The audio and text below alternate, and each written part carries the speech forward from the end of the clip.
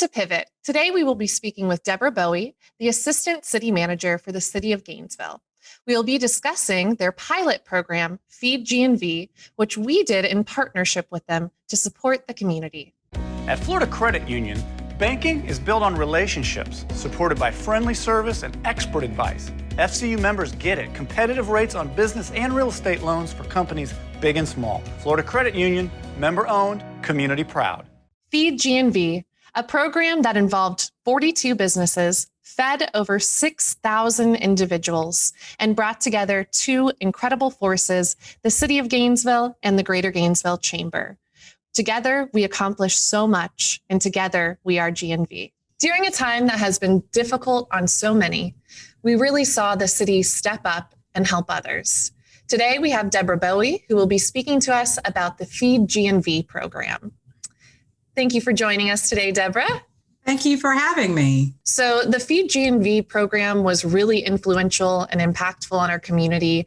Can you describe what that program is and how it came to be? The Feed GNV program really started with a conversation with the manager. All of us were experiencing something that none of us had ever been through, right? I mean, You can't prepare for a pandemic. We weren't around in the last pandemic. So immediately we started to get a sense of need all over the community. We had need from the neighbors who were concerned about how are they going to make ends meet if they were out of work. Clearly, the immediate shutdown of our team. I've been remote, for example. Next month is a year. It's crazy to think that it's been a year in It's pandemic. been a year, yes. And so, of course, part of that stakeholder group is we started to realize, our businesses, we didn't know how long. And I think in the beginning, obviously, none of us knew how long this would last, right? I sort of chuckle now when I think that we thought this would be like a couple of months and be over. Right. And here it is. It's a year later. It's the way of the world now, right? But so we started to, of course, hear immediately from our business owners, our restaurant sector, that their businesses were struggling. People weren't able to come in. The community was under lockdown. And, yes, is there a connection between obviously the business and the amount of business in the city and the city's budget? Of course. But there's that human side of it too. And that for a lot of people who are in the restaurant business, that's their whole life, everything and every thing that they have saved, everything who they are, they put into that business. And so really helping them, figuring out a way to help support them that wasn't charity was really important. So we started kind of that conversation in-house of what can we do that would be business oriented, that would help keep them afloat. And then we thought, what could we do that could also serve the other part of the spectrum that we were having issues with in the community? And that was the vulnerable, homeless, houseless population. So that's kind of where the managers sort of said, Deborah, here's a challenge. And I thought, well, gee, great. And the first thing that I thought was important is to reach out to other communities who were having the same conversation. So I just need to say that we didn't create Feed GNV in a vacuum. I reached out to Cambridge, right? A community, of course, that's a college town, because they had launched a program that similarly was based on supporting their local restaurants and feeding the homeless. And so I had a couple of conversations with an administrator within local government there to ask, how did they do it? They had already gotten the jump start. They've been doing the program for a couple of weeks. And they were very generous with sharing, here's how it works here. Obviously, every market is unique to the market. And anyway, so I sort of drafted up an outline and shared it with the manager. And he said, great, let's make it happen. So I assembled an internal team at the city through our strategic initiatives division. We had a great opportunity. There have been some good things that have come out of the pandemic from a work standpoint. And probably for me, that means that we've had a lot of opportunity to work across the department. There's been a lot of interdepartment collaboration that we really haven't been able to do to this level because we hadn't experienced this problem. Yeah. But that's been really fantastic. So strategic initiatives just took the ball and ran with it. They immediately started to do a survey of the restaurants. And then I thought, hold on a second, we're sort of getting ahead of ourselves. We have an organization in this community who's the lifeline to the business community. Would that be? And who would that be? That'd be the chamber. So we thought, what an excellent opportunity for us to partner with the chamber. Of course, we reached out, and with you guys on board, we were able to design a program that included feedback directly from the businesses. Because the last thing you want to do is design a program for people and not include people. So the chamber was really helpful in getting us the feedback from those businesses about, so number one, would this help you, right? Because yes. We don't want to create a burden on people to say they've already cut their staff, right? Their revenue is down. And here we are saying, hey, we'll pay you to deliver meals. They didn't have the manpower, for example, to deliver these meals to the unsheltered population. So that meant getting our shelter on board in the conversation. And so between the city, the chamber, those local restaurant owners, and our homeless provider, we were able to design what became the Feed GNV program. And I mean, it was a beautiful, public-private partnership that really accomplished a lot and incorporated the use of a lot of our local businesses. Absolutely. How many restaurants was it that were involved? So I think in the end, we ended up having 42, and I'm going to pull up my screen so that I am reading from our final tally. We were able to include or get participation from 42 local businesses, and they were a mixture of chain, franchise locally owned, and franchise not locally owned. And listen, we had a lot of debate inside the house about that, and because you really want this, ultimately you want to be able to support people who are here, right? Who have roots in this community. But we realize the reality is if you're doing business here, you're a local business, right? So exactly. Whether you're a chain or you're a franchise and locally owned or a franchise and not locally owned, you're employing people. So we were able to get 42 all-in chain and or local restaurants that participated. And that was wonderful. Now, some of the challenges naturally we had, as I mentioned earlier, a lot of these businesses were down employees. And when we said we were going to be serving meals, some of them said, well, I don't have anybody that can deliver the meals. And Grace stepped right up and said, well, come get them. That's awesome. So we had a mixture of coming to get them from those who could not deliver them, or they would deliver them on site. Because at that time, we had an outdoor encampment right in front of Grace that the city was in the process of shutting down before the pandemic. So when I tell you it was sort of we didn't have just one thing going on. For everyone, the pandemic just kind of interrupted your life wherever you were, right? So for the city, definitely. We were in the process of shutting down the encampment to get people into permanent supportive housing or get them moved into the shelter. And then the pandemic came, and then it became, okay, so how can we do something to alleviate the hunger problem and also support the businesses? Because of course the city paid for the delivery and the preparation of those meals, right? We paid for those meals. So we were able, through a lot of collaboration, sometimes that meant we had to massage this from a week-to-week basis. We started out, for example, with just lunch and dinner, and then we added breakfast, right? We tried to pace it with the businesses who gave us feedback about what they could handle, right? Mm-hmm. The other thing that's important to say is we're a government, so we can't go out and select a business, right? I can't say, I like that bagel shop, that's who we're going to hire. We want this to be a fair, randomized process. And that meant talking to businesses about their capacity, whether they wanted to participate. And the chamber really helped us with that, boots on the ground every week, access and feedback to create that feedback loop with the restaurant to say, hey, we couldn't handle breakfast last week, but we can handle it this week. Because our goal was to try to divvy up as many opportunities as possible so that we could help as many businesses as possible, knowing that, of course, this gesture wasn't going to be the difference between whether they open or close, but can we keep a steady flow of business going, keep them employed, right? Keep them being able to take care of their own families. And then what a beautiful thing that we were able to provide these meals. So Grace has a kitchen, right? And they prepare meals for the shelter. So some people might be listening to this and wondering, well, why would we be giving meals, right, to Grace when they have the kitchen? Remember early on in the pandemic, when, first of all, we know a lot more now. To some degree, we've adjusted to this. But in the beginning, it was really scary. It was sort of like, well, okay, so we're completely shut down. We don't really know how this is, how should we be wearing a mask? Remember, there was all this confusion about what the steps were to take to protect yourself. So in the beginning, we wanted to be as careful as possible. And the idea of supplementing the food meals at Grace for the outdoor unsheltered population allowed the internal staff at Grace to focus on feeding people in the shelter, right? So that was a concern in the beginning, is that how can we do this in the safest way and having the meal delivery and or picked up. So having the variety, meaning letting as many different restaurants participate in this process, was important. Creating it so that these could be ready to go meals, right? So we can't do food preparation on site. So sometimes, that might eliminate a restaurant who they weren't able to participate because they couldn't do these, ready to package meals. But I will tell you, we'll talk about the reaction to it in a minute because it was phenomenal. I think for a lot of businesses who have experienced the pandemic, and even through our effort, a lot of people realized, hey, we got to take a look at our business model, because there were probably some restaurants who couldn't participate because they weren't able to make these meals ready to be picked up and sort of a ready to go meal.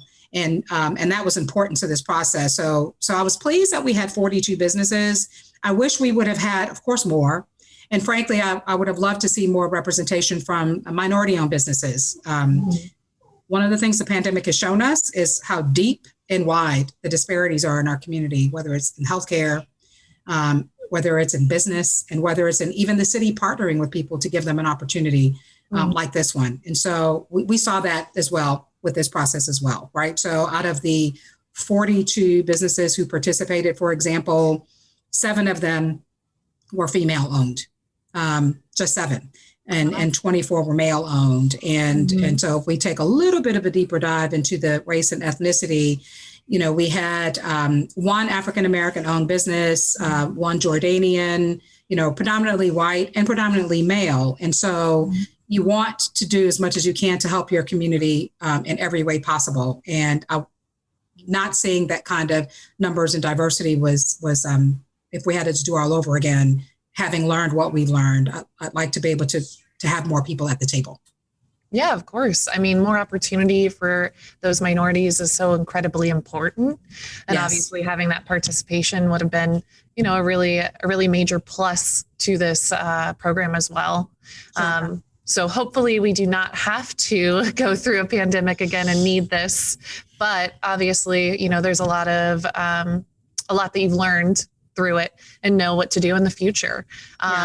Now with these meals, you all spent nearly $50,000. Is that correct? We did. We spent nearly $50,000. Listen, there was a lot of internal talk in the house about making sure these meals were nutritious and had the right mix of fruit and vegetable. And I'm laughing. It's important. Of course, that's important. But we are dealing with an emergency crisis situation. So at some point, we were trying to be fair and equitable with our distribution, and that meant, hey, it's open to all the businesses. We're not going to be calorie counting what the meals are. And I say that jokingly, but there was concern from Grace when we started the program, because remember, they have a kitchen. And so when they prepare the meals, they are adhering to a pretty strict, federal nutrition guide, right? And here we are showing up with bagged egg, sausage, egg and cheese sandwiches, right? So there was some concern that, these folks are going to get so used to this food that when this is over, they're not going to want to eat the food at Grace. They won't want the other stuff. Right. That was the least of our concerns, but we did kind of laugh about that. You mentioned lessons learned, and I think we've all learned a lot, right? I think for the businesses, I was at a meeting earlier today trying to think about how to activate the area that we call Lot 10 for businesses that are having to rethink their business model, because obviously COVID is not going anywhere. And that means until we reach herd immunity, until the community is safe to be out maskless, we got to figure something else out. So for the businesses, I think the lesson that a lot of them learned is if you didn't have outdoor dining, you got to think about how to do that. If you need to think about the distribution of how much of your business is call in, pickup meals and delivery versus how many was sit down inside. I mean, I think a lot of people are kind of rethinking what this pandemic is teaching them about resiliency and how to adapt to the new normal, including the city. So the role, and I say that because it's not typical, right, for a city to go pay $50,000 to deliver meals to the homeless. But what we've learned is people rely on the city, and it's our job to be a full partner at that table in any way that we can. And obviously, we're spending taxpayer money, and we want to do that responsibly.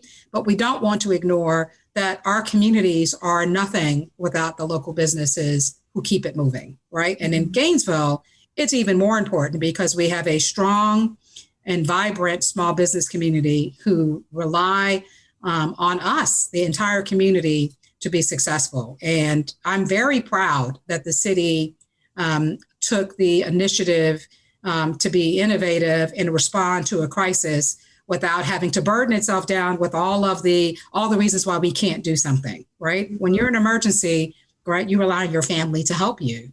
And that's how I think of all of us. We're all family. I mean, that's one thing that you see time and time again during this pandemic is, those that are moving forward and, doing well are those that have come together to support each other. And that's something that, of course, the city truly helped out with, in coming together and supporting its community. Yes. And so where did this funding come from? So it came from the city's general fund, right? So that means that, to some degree, there were some things that we weren't able to do. Now, we were able to use a bucket of emergency funding. Mm-hmm. The city always budgets for emergency funding. And so for us, that meant sort of, what can we spend that's not already allocated? And so, and I don't honestly know whether we even were reimbursed through the CARES funding for this initiative. I don't know if we were or not. And I'm grateful that the manager did not hold that out there as we can't do it unless we get reimbursed. Mm-hmm. It was sort of, we're going to do it, and then we'll do whatever we can to recoup the cost if we can. So there were a few things that way that, we had to sort of look at where are we not going to spend this year? Because I'll tell you what, if you do nothing, right, and these businesses go under, there's a much bigger price tag that we will all be paying if we don't do something. So I was grateful that that's the approach that we took. Yeah, I think that, you touched on this before, but the importance of remembering that, this wasn't only impactful for those business owners, but all of the people in this community that work for restaurants, caterers, cafes, that was like, this program was something that helped to keep them employed. Absolutely. Yeah, absolutely.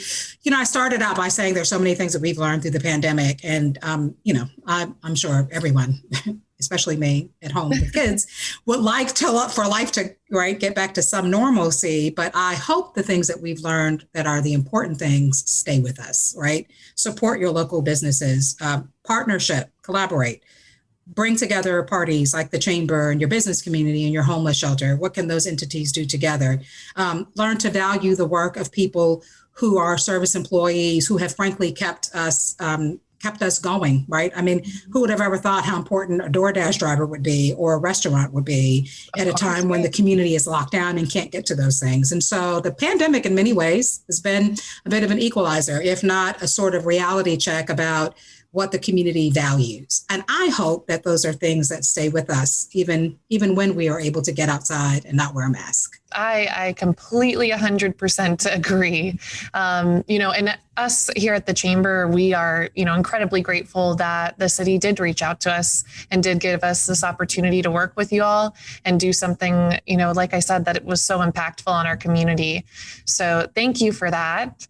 You're welcome. And we hope that, for years to come, we are able to come together and do impactful things in our community over and over and over again.